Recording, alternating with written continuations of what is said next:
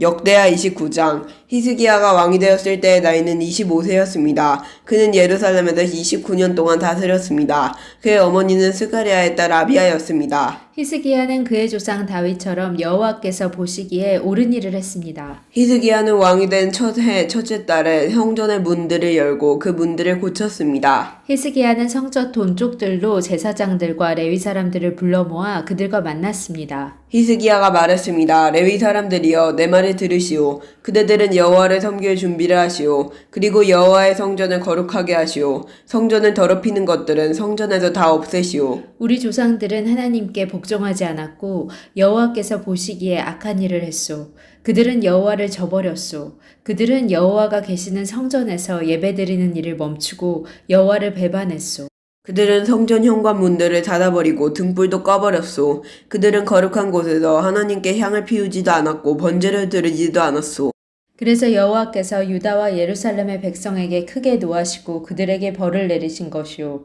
여호와께서 유다와 예루살렘에 하신 일을 보고 다른 백성들까지도 놀라고 두려워했소. 다른 백성들은 유다 백성을 조롱했소. 내 말이 참말이라는 것을 그대들도 알 것이요.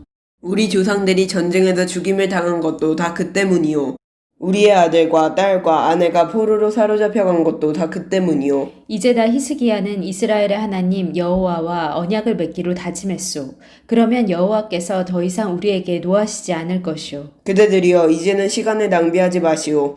여호와께서 그대들을 뽑아 여호와를 섬기게 하셨으니 그대들은 여호와를 섬기고 여호와께 향을 피워드려야 하오. 이를 시작한 레위 사람들의 이름은 이러합니다. 고학 집안에서는 아마세의 아들 마학과 아사랴의 아들 요엘입니다. 무라리 집안에서는 압디의 아들 기스와 여아렐렐의 아들 아사랴입니다. 게르손의 집안에서는 심마의 아들 요아와 요아의 아들 에덴입니다. 엘리사반의 집에서는 시므리와 여호엘입니다. 아삽의 집안에서는 스가랴와 마따냐입니다. 헤만의 집안에서는 여호엘과 시므이입니다. 여두둔의 집안에서는 스마야와 우시엘입니다. 이 레위 사람들은 자기 형제들을 불러 모은 다음 성전에서 여호와를 섬기기 위해 자기들의 몸을 거룩하게 했습니다. 그들은 왕의 명령에 복종했습니다. 그들은 여호와의 성전을 깨끗하게 하려고 그곳으로 들어갔습니다.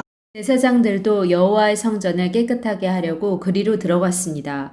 그들은 여호와의 성전에 들어가 부정한 것은 보이는 대로 다 꺼내서 성전들에 두었습니다. 그러면 레위 사람들은 그것을 기드론 골짜기로 가져갔습니다. 그들은 첫째 달 초하루에 여호와의 성전을 깨끗하게 하기 시작했습니다. 그달 8일째 되는 날에 그들은 성전 현관에 이르렀습니다. 그들은 8일 동안 여호와의 성전을 깨끗하게 하는 일을 했습니다. 그리하여 그달 16일째 되던 날에 일을 마쳤습니다. 그들이 히스기야 왕에게 가서 말했습니다. 우리가 여호와의 성전 전체를 깨끗이 했습니다. 번제단과 거기에 딸린 기구들도 깨끗이 했고 거룩한 빵을 놓아두는 상과 거기에 딸린 기구들도 깨끗하게 했습니다. 아하스 왕은 성전 안에 있는 물건들을 없앴지만 우리는 그것들을 제자리에 가져다 놓고 또 거룩하게 했습니다. 이 모든 것들이 이제 여호와의 제단 앞에 있습니다. 이튿날 아침 일찍 히스기야 왕은 그 성의 지도자들을 불러 모았습니다. 그들은 여호와의 성전으로 올라갔습니다. 그들은 황소 7마리, 순양 7마리, 어린 양 7마리, 그리고 수염소 7마리를 가져왔습니다. 그 짐승들은 백성과 유다 나라의 죄를 씻고 성전을 깨끗하게 하기 위한 제물이었습니다. 히스기야 왕은 아론 집안의 자손인 제사장들에게 명령하여 그 짐승들을 여호와의 제단 위에 바치게 했습니다. 그리하여 제사장들은 황소를 잡은 다음 그 피를 제단 위에 뿌렸습니다.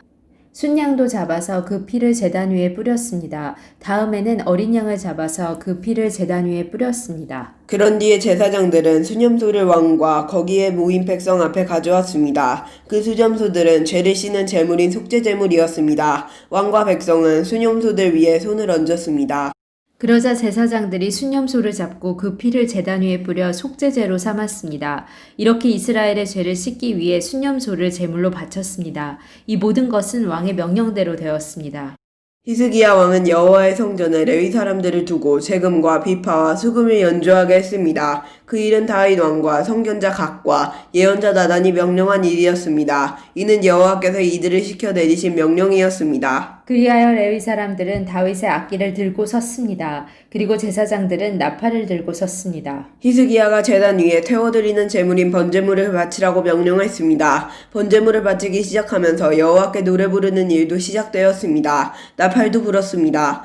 그리고 이스라엘의 왕 다윗의 악기들도 연주되었습니다. 모든 백성은 예배를 드렸고 노래하는 사람들은 노래를 불렀으며 나팔 부는 사람들은 나팔을 불었습니다.